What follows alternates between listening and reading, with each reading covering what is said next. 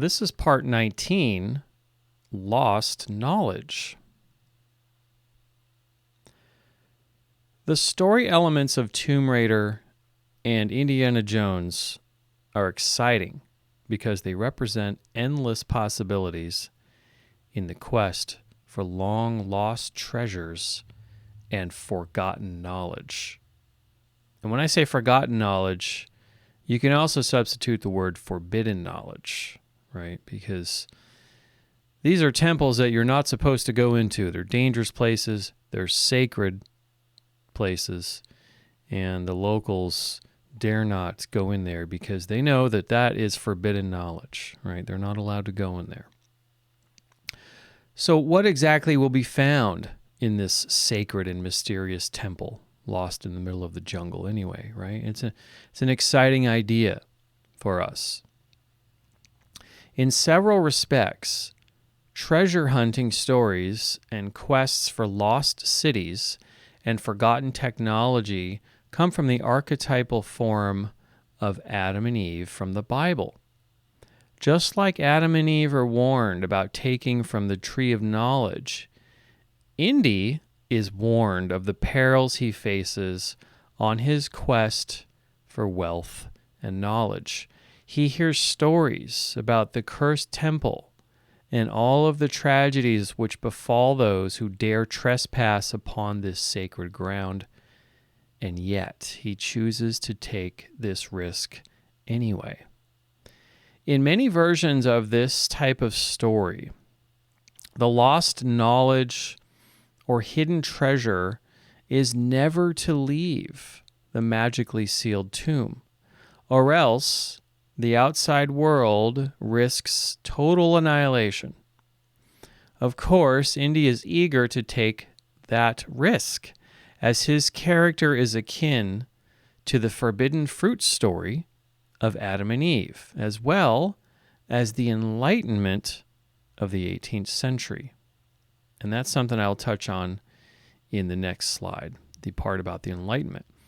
After all, what does this mischievous sort of trickster or treasure hunter character archetype, like Indiana Jones, stand to gain by risking their neck in the first place? Oftentimes, the trade seems well worth it, considering that they are seeking an artifact which represents ultimate power and the secrets of the universe, or in other words, the mind of God. This desire and quest for knowledge, for growth and prosperity, seems to be a fundamental and quite a powerful human inclination. The untold story of Adam and Eve and that of the Enlightenment is that mankind in the Western world never thought to realize their own divinity. God was always presumed to be outside somewhere. You yourself couldn't possibly be any sort of divine being at all. Such an idea seemed completely off the table for any rational person. The rejection of God in the West is a rejection of a specific imago or a specific mental image of God as an all-knowing old man with a long beard who dwells in some other ethereal dimension somewhere out in space somewhere, right? Somewhere out in the heavens. An understanding of the Godhead within ourselves and of all things without separation, without this idea that this divinity is somewhere outside of us, right? But a realization that this is within ourselves and all things would be a much harder idea to reject. In the good versus bad value judgment conditioning of the Western world, the only two possibilities most commonly entertained are that either God exists, and of course, presumably, God exists somewhere out there, right, outside of us in another spiritual dimension, in another world completely. Or the other choice, of course, is he doesn't exist at all. No other possibilities are very often entertained, right? There are many possibilities, but they're not often looked at seriously. However, the reality of this situation, just like the vastness of the cosmos, is not simply a choice of just this or that, right? Surely there should be more possibilities than this, given the vast nature of our universe, after all. So man is neither on probation from God, as is intimated by the Catholic Church and their narrative, nor should man reject this false image of God at the expense of overlooking all other possibilities, right? Including one's own divine essence, as what seemed to be the conclusion of the Enlightenment, right?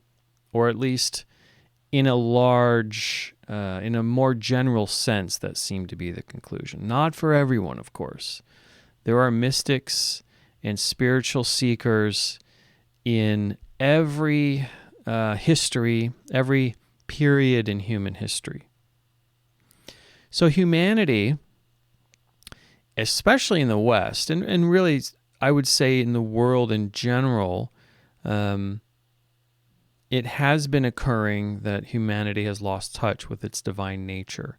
And I should say that we are coming back to that. We are quickly coming back to that.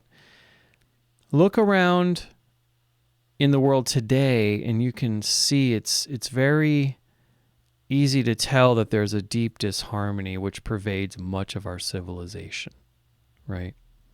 If we have ruled out any possibility of God existing out there, which mainly has been the case, right, since the Enlightenment, since the age of science, right, then why should we take such a conclusion and rule out our own divine essence also, right? That actually hasn't been done. And in fact, since it hasn't been widely considered in the West that one's divine nature is truly within themselves, right? People are now more and more people are coming to this idea, or they're embracing this idea or opening themselves to this possibility that, well, wait a minute. If society at large rejected this old, Catholic idea, for example, of God, this God that's always watching you, you're always on probation, he's over there, out there somewhere, and you're over here. He's in this perfect ethereal realm, totally separated from you, right? But he's always watching you. You're always on probation, right? That has rightfully been rejected. However, this idea that God essence can be in you is, of course, a very old idea in the Eastern religions and the predecessors to Christianity, such as Zoroastrianism, the old Indian and Persian religions, right? So it seems a rather limited way of thinking about and understanding our world to conclude that there is no Godhead just by ruling out the possibility that God is separate from us. We're on the right track, right? The West is definitely moving in the right direction. If we can eliminate this idea that God is somewhere out there, doesn't really exist out there in the narrative that's presented to us from the Catholic Church, then what are some of the other possibilities, right? And one of those possibilities worth exploring, of course, is that the divinity dwells within you, right? And this message has been with us all along. This is a message that came from Christ, that came from many different spiritual teachers and prophets throughout human history. So when Nietzsche wrote, "God is dead." He was making a statement of which the implications wouldn't be felt until the devastating world wars of the following century were to take place. With God no longer in the picture, the battle for human ideologies or treasure hunters looking to steal the sacred artifacts of the gods for themselves, to take power for themselves, produced the most destructive period in human history. First we kill God, then we kill ourselves, right? It doesn't have to be this way, but the idea of the competing ideologies that we have seen in the 20th century, especially with the rise of, you have on the left, you would have communism and socialism and these ideas. And on the right, you would have, and I'm talking about extreme examples, on the right, you would have fascism and totalitarianism, right?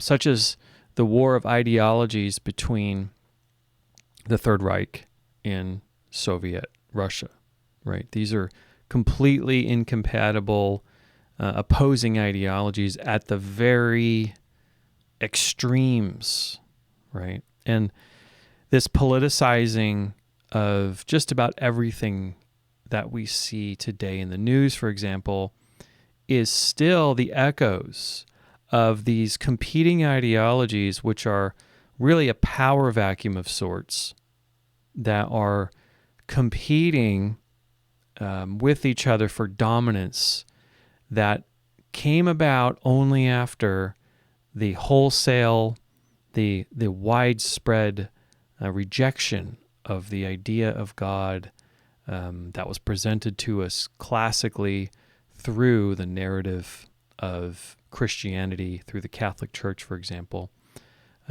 Only after that was widely rejected that there was this void all of a sudden, and consciously or unconsciously, this battle of ideologies. Well, what's going to fill, if we're rejecting God in this sense, then what is going to take its place, right? This is the statement that Nietzsche is making when he says God is dead. He's saying, well, what's next? What's going to come of this, right?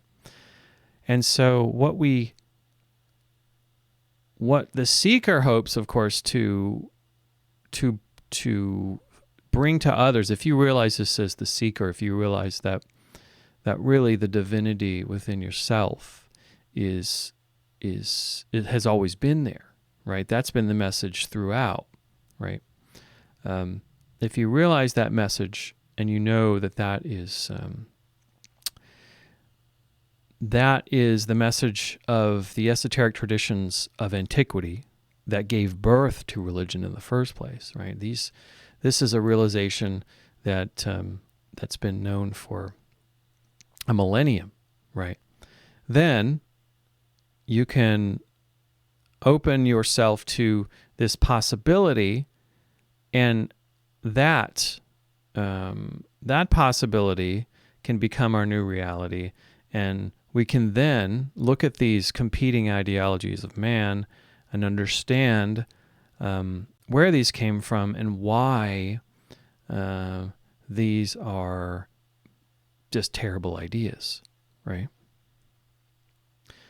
So even more so than mankind's knowledge, and I should stop for a second and say, to say these are bad ideas, I'm saying, we do have to navigate our civilization. We do have to have order and a certain semblance of organization, right?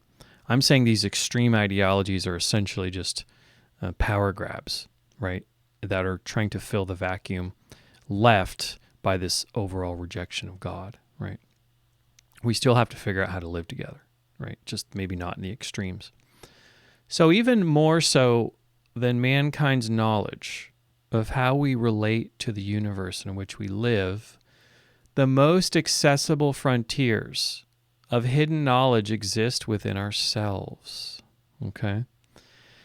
In our modern civilization, the quest for what lies beyond the next ridge or sea has been settled about 4 or 5 generations ago with the North American, the great expansion into North America, for example, having been developed by the turn of the 20th century. So there's no new frontiers on Earth anyway. If you want to talk about space, that's a different matter.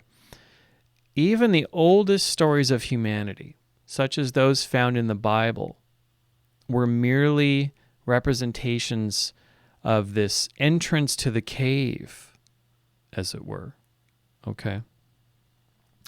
One cannot directly experience anything as intimately as the inner dimensions of their own spirit. So this entrance to the cave it refers to this entrance or this realization that there's an inner dimension, and the greatest knowing, or the most deeply profound knowing that you can possess, is of self-knowledge, right? This whole presentation of word magic talks a lot about mapping words and language to your reality, and how that only gives you secondary information, right? You're getting secondhand knowledge, essentially.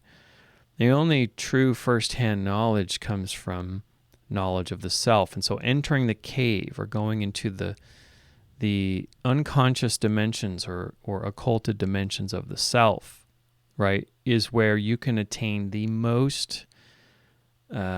highest levels of understanding, right? It is the only place you can actually have the deepest understanding possible. And so the greatest minds of human history all have that in common. They all have a very deep access to their inner resources, because this is where all of their discoveries, their thoughts, their insights, their intuitions, it all comes from accessing your inner dimensions, right? This is such an old idea, and it's been told time and time again, right? You can see from Luke, the book of Luke in the Bible, the kingdom of God is within you, right? This is something that Jesus said. And then, of course, there's an Egyptian proverb, the kingdom of heaven is within you, and whosoever shall know himself shall find it. Okay? Basically, they're saying that you are unlocking the key to the highest level of awareness, the highest level of wisdom and understanding by going within yourself, right? This isn't necessarily a religious statement. It certainly is a spiritual statement, but it's also a statement just in general. It's something to follow if you want to improve the quality of your life and heighten the level, or you could say deepen, it's the same thing, create a deeper understanding of yourself and the world around you, right? And really bring your mind and your spirit into a state where you can not have to rely so much on the tedious labors of just your just the chatter going on in the mind, right? Because there's a difference between memorizing a bunch of things and then actually knowing, or actually really understanding, because knowledge is something you can recall facts with in your mind, but understanding is something that comes from a much deeper place. And this is what I'm talking about. This understanding of yourself means that you can predictably react in a way, or predictably respond in a way that is always true to you. And it's always going to come through wisdom, right? This is what this teaching is about the kingdom of God within you. So to know anything in the deepest way possible, including God or whatever you want to know, We must look within ourselves first and foremost. The answers to life's timeless questions are buried inside of us. But this knowledge, and even deeper than knowledge, is understanding. This understanding is primary and it's not transferable. So it's something, it's a level of understanding that's only for you, essentially. Now, I am obviously teaching about, I'm talking about this and I'm trying to get you started, but really what I have to say is kind of just some kind of, really just a bunch of superficial garbage if you're not forming your own understanding and you're not developing your own practice, right? All I'm saying with this presentation, and all I've ever been saying with this entire presentation, is I've just been this person standing at a doorway, holding my hand open, saying, won't you walk through this doorway? After you walk through that, that's all up to you, right? So I'm not really doing much of anything, to be honest.